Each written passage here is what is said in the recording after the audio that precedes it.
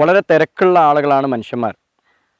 തിരക്ക് എന്ന് പറഞ്ഞാൽ ഓരോ ദിവസവും രാവിലെ എഴുന്നേറ്റ് രാത്രിയാകുന്നത് പോലും അറിയാതെ ഓരോ ജോലികളിലും ഏർപ്പെട്ടുകൊണ്ടിരിക്കുന്ന ആളുകളാണ് നമ്മൾ ഓരോരുത്തരും.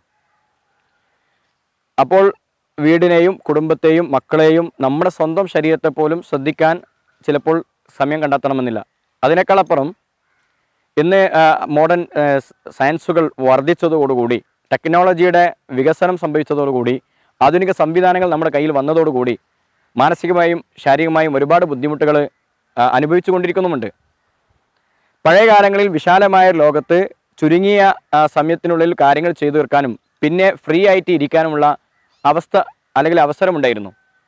മനസ്സിനെയും ശരീരത്തെയും മനസ്സിലാക്കാനും സ്വന്തം ജീവിതത്തെക്കുറിച്ച് തിരിച്ചറിയാനുള്ള ഒരവസ്ഥ ഉണ്ടായിരുന്നു. പക്ഷേ ഇന്നത് മാറി. ഇന്ന് അവനവനെ തന്നെ നോക്കാൻ സമയം കിട്ടാത്ത അവസ്ഥ. പിന്നെ എങ്ങനെ മറ്റുള്ളവരെ ശ്രദ്ധിക്കും?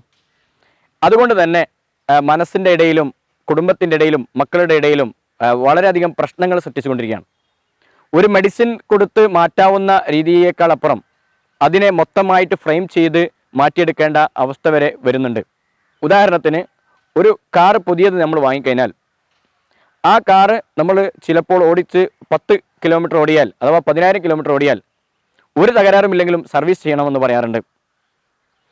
ഇനി എന്തെങ്കിലും തകരാറ് സംഭവിച്ചു കഴിഞ്ഞാൽ പിന്നെയും നമ്മൾ സർവീസിന് വർക്ക്ഷോപ്പിൽ കൊണ്ടുപോകാറുണ്ട്.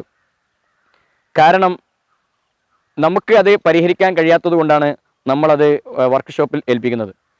ഇതുപോലെ ജീവിതത്തിൽ പ്രതിസന്ധിയും പ്രശ്നങ്ങളും പ്രയാസവും ബുദ്ധിമുട്ടുകളെല്ലാം അനുഭവപ്പെടുമ്പോൾ ഒരുപക്ഷെ നമ്മൾ നേടിയെടുത്ത അറിവ് കൊണ്ടോ അനുഭവം കൊണ്ടോ ചിലപ്പോൾ അത് തിരുത്തിയേക്കാം.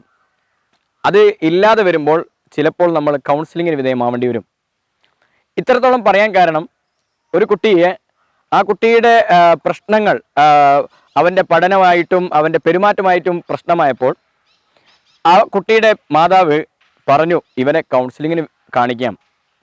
ഉപ്പയും ആ കുട്ടിയുടെ വല്യുപ്പയും വല്യമ്മയൊക്കെ പറഞ്ഞു, കുട്ടിക്ക് എന്താ തകരാറ്? അവനെന്താ മനോരോഗമാണോ? അവനങ്ങനത്തെ മാനസിക പ്രശ്നങ്ങളൊന്നുമില്ല. അതായത് ആളുകളുടെ ധാരണയിൽ കൗൺസിലിംഗ് എന്ന് പറഞ്ഞാൽ അത് മാനസിക രോഗത്തിനുള്ള ഒരു ട്രീറ്റ്മെൻ്റ് ആണ് എന്നാണ്. എന്നാൽ ആ ധാരണ തെറ്റാണ്. നമ്മൾ ഉദാഹരണത്തിന് ഒരാൾക്ക് 10ാം ക്ലാസ് കഴിഞ്ഞു, എവിടേക്ക് പോകണം? അത് ചിലപ്പോൾ കൗൺസിലിങ്ങിന് വിധേയമാക്കും. അത് ആ വ്യക്തിക്ക്, ആ കുട്ടിക്ക് ആ മേഖലയെ എങ്ങോട്ട് പോകണം എന്ന് അറിയാത്തത് കൊണ്ട് അതിന് വഴി കാണിച്ചു തരിക, ഒരു ഗൈഡ് ആവുക എന്നതാണ് ഉദ്ദേശം. നേരത്തെ പറഞ്ഞ കാറ് നന്നാക്കുക എന്നത്, അത് സ്വന്തമായി നമുക്ക് കാറുള്ള ലൈസൻസ് ഉള്ള നമുക്ക് നന്നാക്കാൻ കഴിയാത്തത് കൊണ്ട് അത് അറിയുന്ന ആളുകൾ അതിനെ ട്രീറ്റ് ചെയ്യുന്നു എന്നതാണ്. ഇതുപോലെ നമ്മൾ ശാരീരികമായ ഏതൊക്കെ അസുഖങ്ങളുണ്ടോ, കാഴ്ചയുടെ പ്രശ്നം, കേൾവിയുടെ പ്രശ്നം, അതുപോലെ മുട്ടിന് വേദനകൾ തുടങ്ങിയിട്ടുള്ള അസുഖങ്ങൾക്ക് അതിൻ്റെതായ സ്പെഷ്യൽ ഡോക്ടേഴ്സിനെ കണ്ട് നമ്മൾ പരിശോധനയ്ക്ക് വിധേയമാക്കും, ആവശ്യമാവുന്ന മരുന്നുകൾ കഴിക്കും. എന്നാൽ ചില പ്രശ്നങ്ങളുമായി ബന്ധപ്പെട്ട ഒരു ഫാമിലി പ്രോബ്ലം ആവട്ടെ, കുട്ടികളുമായി പ്രശ്നമാവട്ടെ, ഈ പ്രശ്നം പരിഹരിക്കാൻ ഗുളിക ഉണ്ടാവണമെന്നില്ല. ഒരു കുട്ടിയുടെ പിതാവും മകനും തമ്മിലുള്ള പ്രശ്നം, ആ പ്രശ്നത്തിന് ചിലപ്പോൾ രണ്ടുപേർക്കും കോൺഫ്ലിക്റ്റ് ഉണ്ടായതുകൊണ്ട് അതിൻ്റെ ഇടയിൽ അവർക്ക് തന്നെ പരിഹരിക്കാൻ കഴിയണമെന്നില്ല. അങ്ങനെ ആകുമ്പോൾ അതിനൊരു ഗുളിക, എന്ത് ഗുളികയാണുള്ളത്? അല്ലെങ്കിൽ പഠനപരമായിട്ടുള്ള ബുദ്ധിമുട്ടാവാം, സ്വഭാവ പ്രശ്നമാവാം, ഏതുമാവാം. അത് ചെറുപ്രായത്തിൽ തന്നെ കാണുമ്പോഴൊന്നും തിരുത്താതെ അതിന് കൗൺസിലിംഗ് ചെയ്ത് കഴിഞ്ഞാൽ അതൊരു മാനസിക രോഗമാണ്, അല്ലെങ്കിൽ ഇന്ന ഇഷ്യൂസ് ഉണ്ടായാൽ അത് ഇന്ന പ്രശ്നത്തിലേക്ക് മാറും, അതുകൊണ്ട് അതിൻ്റെ ആവശ്യമില്ല എന്ന് മനസ്സിലാക്കുന്ന ആളുകൾ ഉണ്ടാവാറുണ്ട്.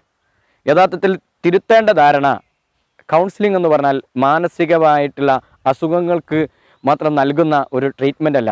അതൊരാൾ അയാളുടെ പ്രശ്നങ്ങൾ അയാൾക്ക് പരിഹരിക്കാൻ കഴിയാത്തതുകൊണ്ട് കഴിയുന്ന ആളുകൾ, അതിൻ്റെ ടൂളും ടെക്നിക്കും അറിയുന്ന ആളുകളെ കണ്ട് അതിൻ്റെ പരിഹാരം നേടുക എന്നതേ ഇതുകൊണ്ട് ഉദ്ദേശിക്കുന്നുള്ളൂ. അതുകൊണ്ട് തന്നെ നമ്മളുടെ മക്കളിലോ കുടുംബത്തിലോ ജീവിതത്തിലോ ഏതെങ്കിലും തരത്തിലുള്ള പ്രയാസമോ ബുദ്ധിമുട്ടുകളോ ഉണ്ടാകുമ്പോൾ സ്വയം അതിനെ വിലയിരുത്തി സ്വയമായിട്ട് അത് പരിഹരിക്കാനുള്ള സ്കില്ലുണ്ടാക്കിയെടുക്കുക എന്നതാണ് ഒന്നാമത്തെ ഘടകം. ഇനി സ്വന്തമായിട്ടുള്ള പ്രശ്നങ്ങൾ പരിഹരിക്കാൻ കഴിയാത്തവർ പഴയ കാലങ്ങളിൽ വീട്ടിലെ കുടുംബങ്ങളുമായി സംസാരിക്കും. കൂട്ടുകുടുംബമായതുകൊണ്ട് ഷെയർ ചെയ്യാനുള്ള അവസ്ഥ ഉണ്ടായിരുന്നു. അതും ഒരു തരം കൗൺസിലിംഗ് സിസ്റ്റമായിരുന്നു. അങ്ങനെ ഒന്നും ഇല്ലാത്തത് കൊണ്ടാണ് ഇപ്പോൾ പ്രൊഫഷണൽ മേഖലയിലേക്ക് ഈ ഒരു കൗൺസിലിംഗ് സിസ്റ്റം വരുന്നതും കൂടി. നമ്മുടെ ജീവിതത്തിലെ സന്തോഷമായ ഒരു ജീവിതം പടുത്തെടുക്കാൻ, പ്രശ്നങ്ങളെ നേരിട്ട് അതിനെ പരിഹരിക്കാൻ കഴിയാത്ത അവസരത്തിൽ അതിനെ മാനേജ് ചെയ്യാൻ തീർച്ചയായിട്ടും ഇത്തരത്തിലുള്ള ഉപദേശങ്ങൾ, നിർദ്ദേശങ്ങൾ ആവശ്യമാകുന്ന പക്ഷം അത് പറ്റുന്ന ആളുകളിൽ നിന്നും നേടിയെടുത്ത് ജീവിതത്തെ സന്തുഷ്ടമാക്കാൻ സാധ്യമാവട്ടെ. സാധിക്കട്ടെ എന്ന് പ്രാർത്ഥിച്ചുകൊണ്ട് ഈ എപ്പിസോഡ് അവസാനിപ്പിക്കുന്നു.